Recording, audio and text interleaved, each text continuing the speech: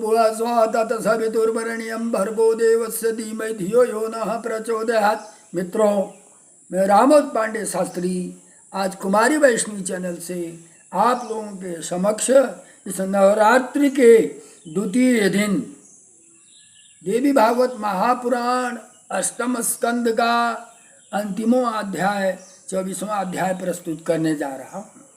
बड़े ही सौभाग्य की बात है कि इस अध्याय में देवी की उपासना के विविध प्रसंगों का वर्णन किया गया है। किस दिन कौन सा प्रसाद चढ़ाकर माँ को प्रसन्न करके उसे दान किया जाए, आदि आदि तमाम अति उत्तम प्राविधान का संग्रह है। नारद उवाच धर्मस्य कीदृशस्तात् दिव्याराधन लक्षण कथम आराधिता देवी सा ददाति परम पदम आराधनम विधि को वा कथम आराधिता कदा केन सा दुर्ग नरक दुर्गा त्राण प्रदा भवेत। श्री नारायण उवाच। मित्रों, नारद जी कहते हैं, हे तात, देवी की आराधना रूपी धर्म का स्वरूप क्या है?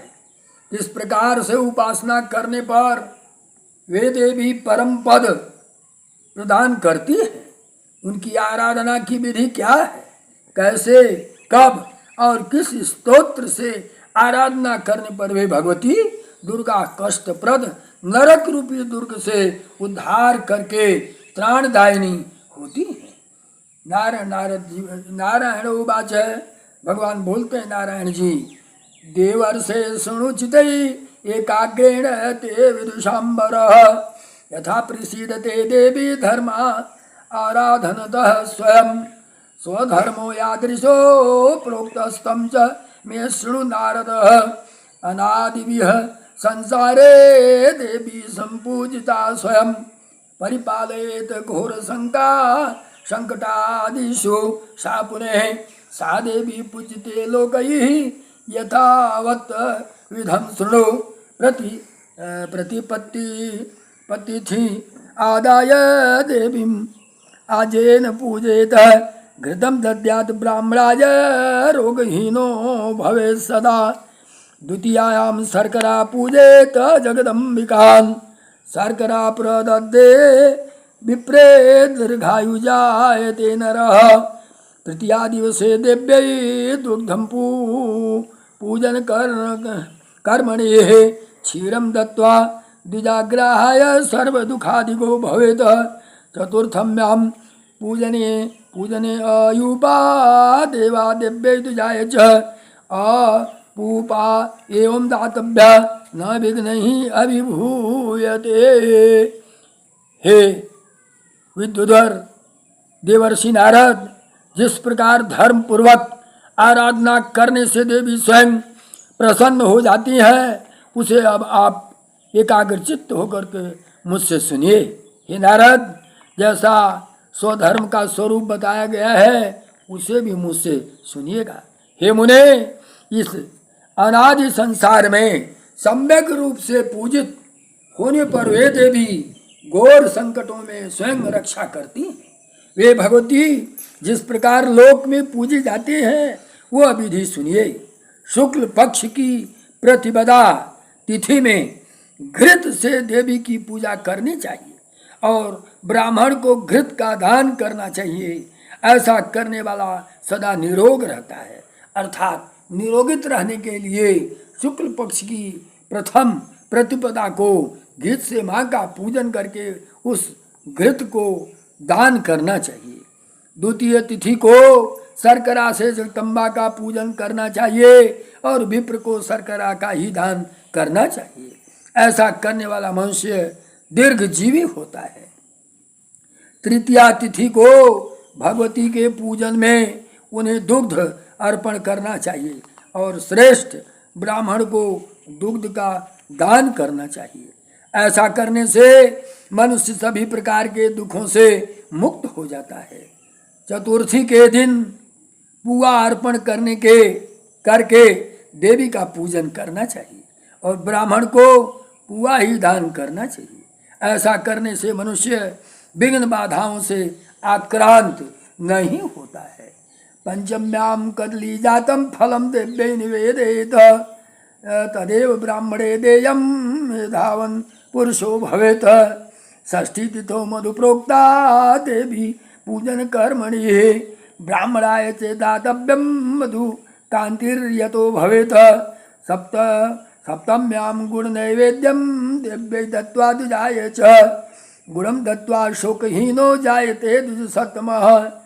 नारिकेल अथ अष्टम्यां दिव्यै निवेद्यम अर्पयेत ब्राह्मणाय प्रदातव्यम तापहीनो भवेत् नरः। नवम्यां लाजम अम्बायै च अर्पयित्वा द्विजाय च दत्वा सुखादिको भूयाद् इह लोके परत्र च। दशम्यां अर्पयित्वा तु दिव्यै कृष्णतिलान् मुने ब्रह्मणाय प्रदत्त्वा तु यमलोकात् भयं नहि। एकादशम्यां दधि तथा देव्यै च अर्पयेत् तु यः ददाति ब्रह्मणायै एतद्देवी प्रियतमो भवेत्। द्वादशम्यां पृथुकान् देव्यै दत्त्वा आचार्योपददेत तानेव च मुनिश्रेष्ठ स देवी प्रियतां व्रजेत। त्रयोदशायां च दुर्गाया चणकान् प्रददाति च तानेव दत्त्वा प्रियाय प्रजा संततिं भवेत्। चतुर्दशम्यां च देवर्षे दिव्यै सूक्तं प्रक्षति तानेव दद्यां विप्राय शिवस्य दैत्ये भवेत्।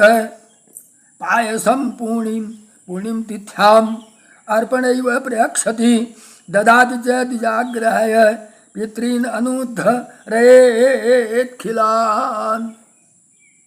पंचमी तिथि को भगवती का पूजन करके उन्हें केला अर्पण करके और ब्राह्मण को केले का ही दान करना चाहिए।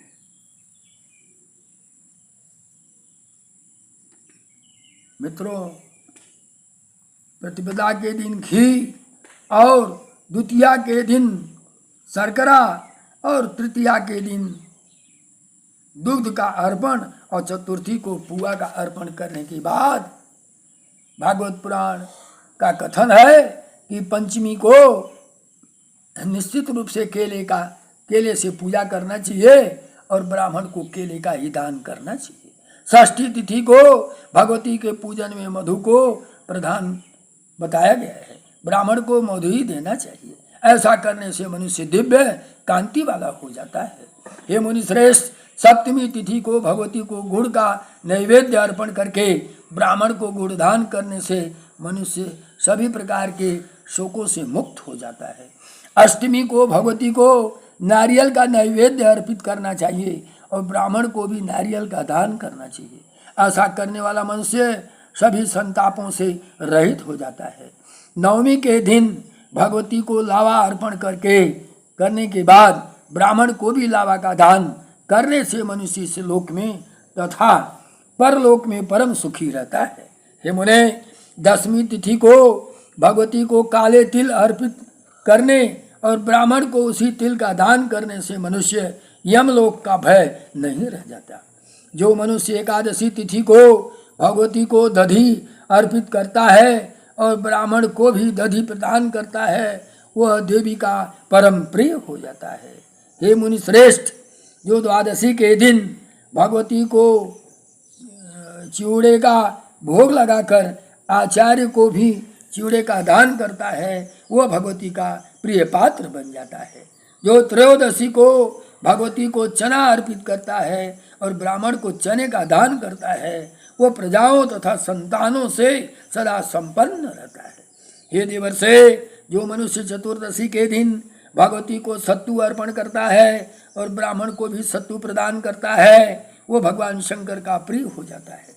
जो पूर्णिमा तिथि को भगवती अर्पणा को खीर का भोग लगाता है और श्रेष्ठ ब्राह्मण को खीर प्रदान करता है, वो अपने सभी पितरों का उद्धार कर देता है। तत्तिथौ च हवनं प्रोक्तं देवी प्रीत्यै महामुने तत तततिथ्य युक्तं वस्तूनां शेषारिष्टानासनं रविवारे पायसं च नैवेद्यं परिकीर्तितं सोमवासरे पय प्रोक्तं भौम्य च कदलीफलं बुधवारे च संप्रोक्तं नवनीतं नवम द्विज गुरुवारे शर्करां च सीतां भार्गववासरे शनिवासरे कृतं गव्यं नैवेद्यं परिकीर्तितं सप्तविंशति नक्षत्रेणैव वेद्यं श्रूयतां मुने घृतं तिलं शर्करां च दधिदुग्धं किलाटकं दधिकुर्ची मोदकं च फेणिकां घृतमण्डलं कंसारं बटवस्त्रं च घृतपूरमतं परं बटकं कोकरस्कं पूर्णं मधुसूरणं गुणपृथक् द्राक्षे च खर्जूरं चैव चारकम् आपूपं नवनीतं च मोद्गरं मोदकम् एव च मातुलिङ्गी मिति प्रोक्तं नैवेद्यं च नारदः भीष्कम्भ भादिषु योगेषु प्रवक्ष्यामि निवेदनं पदार्थानां कृतेषु येषु प्रीणाति जगदम्बिका गुडमधुं घृतं दुग्धं दधि तक्रं त्वपूर्गं नवनीतं कर्कटीं कुष्माण्डा चापि मोदकं मनसं कदलं आम्रफलं तिलं नारदङ्गं दाडिदं चैव बद्रीफलमेव च धात्रीफलं पायसं च पृथुकं चर्कं तथा नारिकेलं जम्बफलं कशेरुसुरणं तथा एतानि क्रमशोऽभिप्र नैवेद्यानि शुभानि च विस्कम्भादिषु योगेषु निर्णीतानि मनीषिभिः अतिनैवेद्यम् आख्यास्ये कर्णानां पृथक् मुने कंसारं मण्डकं फेणी मोदकं बटपत्रकं लङ्गडूकं घृतपूरं च तिलं दधिं घृतं मधु कर्णानाम् इदं प्रोक्तं देवी नैवेद्यम आदरात। हे मुने, देवी की प्रसन्नता के लिए उस तिथि को हवन भी बताया गया है। जिस तिथि में नैवेद्य के लिए जो वस्तु बताई गई उसी वस्तु से उन तिथियों में हवन करने से सभी विपत्तियों का नाश हो जाता है। रविवार को खीर का नैवेद्य अर्पण करना चाहिए, सोमवार को दूध और मंगलवार को केले का भोग लगाना चाहिए। ये द्विज बुद्ध को ताज़ा मक्खन भोग के लिए कहा गया है। गुरुवार को लाल शर्करा, शुक्रवार को श्वेत शर्करा और शनिवार को गाय का घृत नैवेद्य के रूप में बताया गया है। हे मुने, अब 27 नक्षत्र में दिए जाने वाले नैवेद्य के विषय में सुनिए। घी, तिल, चीनी, दही, दूध, मलाई, लस्सी, लड्डू, फेणिका, घृतमंड, शर्करा पारा, कंसार, गेहूं के आटे तथा गुड़ से निर्मित पदार्थ विशेष, बट पत्र, पापड़, घेवर, भटक, बड़ा, कोकरस, खजूर का रस, घृत मिश्रित चने का चूर्ण, मधु, सूरन, गुड़, चिवड़ा, दाख, खजूर, चारक, पुआ, मक्खन, मूंग का लड्डू और बिजौरा नींबू, ये नारद, ये 27 नक्षत्रों के नैवेद्य बताए गए। अब विस्कम्भ आदि योगों में नैवेद्य अर्पण के विषय में कहूँगा। इस पदार्थ को अर्पित करने से जगदम्बिका प्रसन्न होती है। गुड़, मधु, घी, दूध, दही, मट्ठा, पुआ, मक्खन, ककड़ी, कोहड़ा, लड्डू, कटहल, केला, जामुन, आम, तिल, संतरा, अनार, बेर का फल, आम का फल, खीर, चिवड़ा, चना, नारियल, जम्भ फल, कसेरू और सूरन, ये विप्र, ये शुभ नैवेद्य क्रमशः विस्कम्भ आदि योगों में भगवती को अर्पण करने के लिए विद्वानों के द्वारा निश्चित किए गए हैं। हे मुने, इसके बाद अब मैं भिन्न भिन्न कर्णों के नैवेद्य के बारे में बताऊंगा। कंसार, मंडक, फेनी, मोदक, बटपत्र, लड्डू, घृत, पूर, तिल, दही, घी और मधु, ये कर्णों के नैवेद्य बताए गए हैं जिन्हें आदरपूर्वक भगवती को अर्पण करना चाहिए। अथ अन्य संप्रवक्ष्यामि देवी प्रीतिकरं परम विधानम नारद मुने शृणु तत्सर्वं समादृतः चैत्र शुद्ध तृतीयायां नरो मधुक वृक्षकम् पूजेत पंचम खाद्यम च नैवेद्यम उपकल्पयेत। एवं द्वादश मासेषु तृतीया तिथि शुक्रमातः शुक्लपक्षे विधानेन नैवेद्यम अभिदध्यमे। वैशाख मासे नैवेद्यम गुरुयुक्तम च नारदम। ज्येष्ठ मासे मधु प्रोक्तम देवी प्रीत्यर्थम एव च। आषाढ़ मासे नवनीतम च मधुकरस्य निवेदनम। श्रावण मासे दधि नैवेद्यम। भाद्र मासे च शर्करा। अश्विन पायसम प्रोक्तम। कार्तिके पय उत्तमम। मार्गे फेणुयुत्तमां प्रोक्तां पौषै च दधि कोचिकाम। माघे मासे च नैवेद्यम घृतं गव्यं समाहरेत। नारिकेलं च नैवेद्यं पालुकेन परिकीर्तितम्। एवं द्वादशै नैवेद्यं मासे च क्रमतो अर्चयेत। मंगला वैष्णवी माया कालरात्रि दुर्जया। महामाया मातंगी च काली कमला वासिनी। शिवा सहस्त्रचरणा सर्वमंगल रूपिणी। येभिर्नाम पदै देवी मधुके परिपूजेत। ततस्तुवीत देवेशी मधुकस्थां महेश्वरीं। सर्वकाम समृद्ध्यर्थं व्रतपूर्णं त्वत्सिद्धये। नमः पुष्कर नेत्रायै जगद्धात्रै नमोस्तुते। माहेश्वर्यै महादेव्यै महामंगलमूर्ते। परमा पापहंत्री च परम मार्ग प्रदायिनी। परमेश्वरी प्रदा उत्पत्ति पर ब्रह्म स्वरूपिणी। मददात्री मदोन्मता मानगम्या महोन्नता। मनस्विनी मुनिध्येयां मार्तंड सहचारिणी। ये नारद जी, अब मैं देवी को प्रसन्न करने वाले दूसरे श्रेष्ठ विधान का वर्णन करूंगा। संपूर्ण विधान को आदर पूर्वक सुनिए। चैत्र मास के शुक्ल पक्ष में तृतीया तिथि को महुए के वृक्ष से भगवती की भावना करके उसका पूजन करें और नैवेद्य में 5 प्रकार के भोज्य पदार्थ अर्पित करें। इस प्रकार 12 महीने के शुक्ल पक्ष की तृतीया तिथि को पूजन विधान के साथ क्रमशः नैवेद्य अर्पित करें। हे नारद, वैशाख मास में गुड़ मिश्रित पदार्थ निवेदित करना चाहिए। ज्येष्ठ महीने में भगवती की प्रसन्नता के लिए मधु अर्पित करना चाहिए। आषाढ़ महीने में नवनीत और महुए के रस से बना हुआ पदार्थ अर्पित करना चाहिए। श्रावण मास में दही, भाद्रपद मास में शर्करा, अश्विनी मास में खीर तथा कार्तिक मास में दूध का नैवेद्य उत्तम कहा गया है। मार्गशीर्ष महीने में फेनी एवं पौष माह में दधि कोचिका लस्सी का नैवेद्य उत्तम कहा गया है। माघ के महीने में गाय के घी का नैवेद्य अर्पण करना चाहिए। फाल्गुन के महीने में नारियल का नैवेद्य बताया गया है। इस प्रकार 12 महीनों में 12 नैवेद्यों से क्रमशः भगवती की पूजा करनी चाहिए। मंगला, वैष्णवी, माया, कालरात्रि, दुरत्या, महामाया, मतंगी, काली, कमलवासिनी, शिवा, सहस्त्रचरणा और सर्वमंगल रूपिणी, इन नामों का उच्चारण करते हुए महुए के वृक्ष में भगवती की पूजा करनी चाहिए। तत्पश्चात सभी कामनाओं की सिद्धि तथा व्रत की पूर्णता के लिए महुए के वृक्ष में स्थित देवेशी महेश्वरी की इस प्रकार स्तुति करना चाहिए।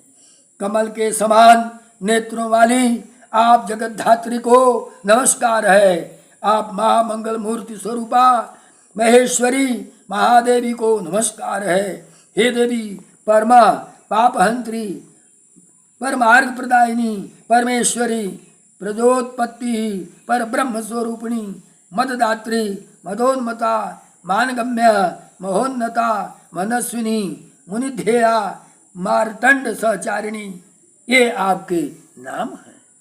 जय लोकेश्वरी प्राज्ञे प्रलयाम्बु अम्बुद संति निभे। महामोह विनाशार्थ पूजिता शिशुरासुरैः। यमलोका लोक भावकर्त्री यम पूज्या यमा प्रजा।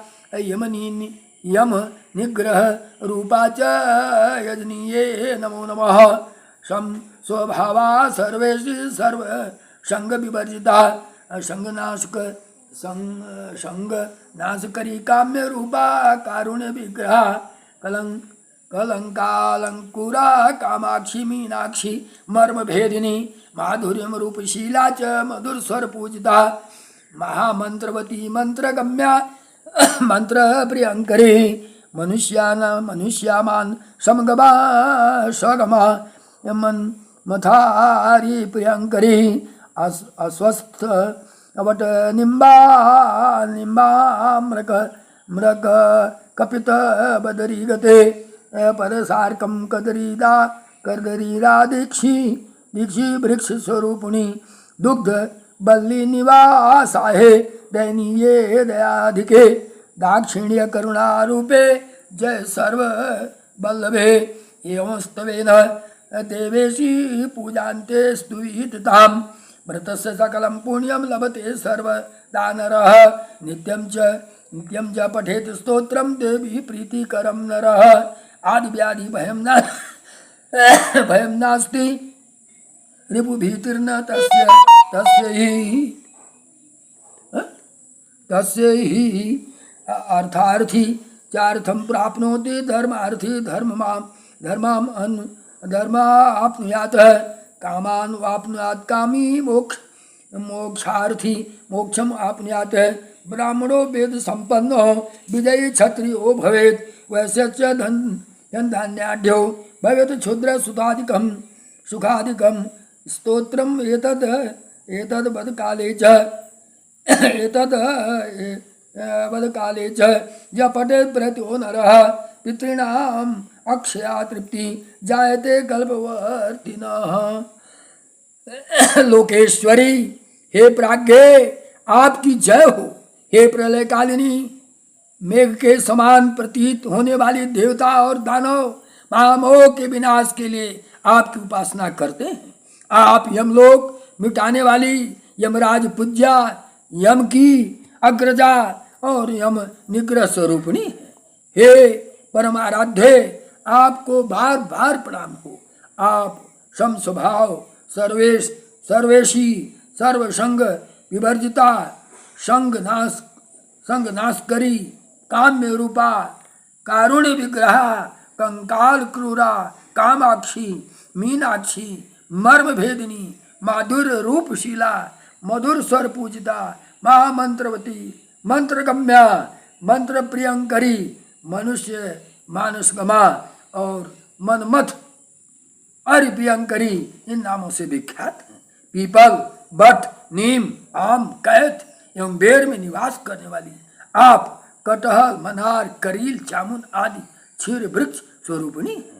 दुग्ध बल्ली में निवास करने वाली दयनीय महान दयालु कृपालु एवं करुणा की साक्षात मूर्त स्वरूपा एवं सर्वज्ञ जनों की प्रिय स्वरूपिणी आपकी जय हो।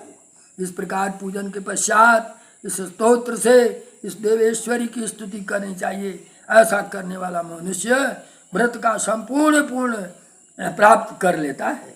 जो मनुष्य भगवती को प्रसन्न करने वाले इस स्तोत्र का नित्य पाठ करता है उसे किसी प्रकार के शारीरिक या मानसिक रोग का भय नहीं होता और उसे शत्रुओं का भी कोई भय नहीं रहता।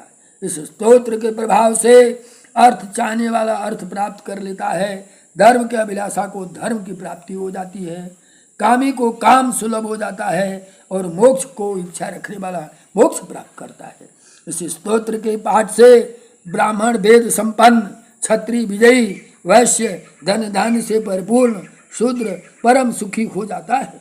जो मनुष्य श्राद्ध के समय मन को एकाग्र करके इस स्तोत्र का पाठ करता है उसके पितरों की एक कल्प तक स्थायी रहने वाली अक्षय तृप्ति हो जाती है। एवं आराधनम दिव्या समुक्तम पर सुर पूजितम न करोति नरो भक्त्या च देवी लोक भाग्य भवेत। देवी पूजन तो विप्र सर्वे कामा भवन्ति सर्व पाप हति शुद्धा मतरन्ते प्रजायते यत्र तत्र भवेत् पूज्यो मान्यो मानधनेषु च जायते जगदम्बाया प्रसादेन विरञ्चिज नरकाणां तस्यास्ति भयं स्वप्ने अपि कुत्रचित् महामायां प्रसादेन पुत्र पौत्रादि वर्धनम।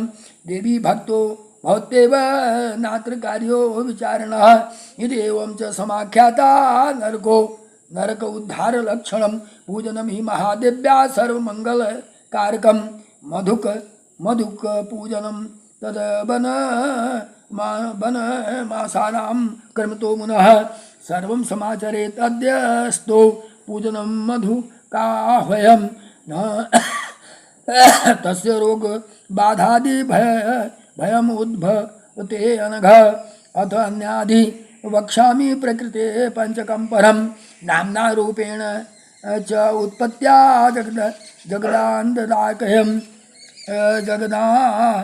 जगदानन्ददायकम् अथ अन्यदपि वक्ष्यामि प्रकृते पंचकं परं नाम्ना रूपेण च उत्पत्त्या जगद आनंददायकम्। हे नारद, इस प्रकार मैंने देवताओं के द्वारा देवी की गई आराधना तथा पूजा के विषय में आपको भली बात बता दिया। जो मनुष्य भक्ति पूर्वक भगवती की उपासना करता है वो देवी लोक का अधिकारी हो जाता है।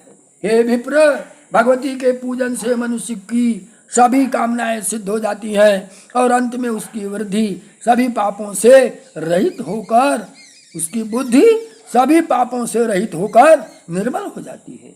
हे ब्रह्मपुत्र, भगवती के अनुग्रह से मनुष्य जहाँ तहाँ पूजित होता है और मन को ही धन मानने वाला पुरुषों में सम्मानित हो जाता है। उसे स्वप्न में भी नरकों का भय नहीं रहता। महामाया भगवती की कृपा से देवी का भक्त पुत्र और पत्रों से सदा संपन्न रहता है। इसमें कुछ भी संदेह नहीं करना चाहिए। ये नारद, यह जो मैंने आपसे महादेवी के पूजन का वर्णन किया है वह नरक से उद्धार करने वाला तथा संपूर्ण रूप में मंगलकारी है। हे मुने, चैत्र आदि महीनों में क्रमशः महुए के वृक्ष में भगवती की पूजा करनी चाहिए। हे अनघ, जो मनुष्य मधुनुक नामक वृक्ष में सम्यक रूप से पूजन करता है उसे रोग बाधा आदि का कोई भय उत्पन्न नहीं होता। अब मैं देवी मूल प्रकृति के श्रेष्ठ पंचक से संबंधित अन्य प्रसंग का वर्णन करता हूँ। यह प्रसंग अपने नाम रूप और प्रादुर्भाव से संपूर्ण जगत को आनंदित कर देता है। हे मुने, यह प्रकृति पंचक कुतूहल उत्पन्न करने वाला तथा मुक्ति प्रदायक है। आख्यान तथा महात्म सहित इसका श्रवण कीजिए। साख्यानम च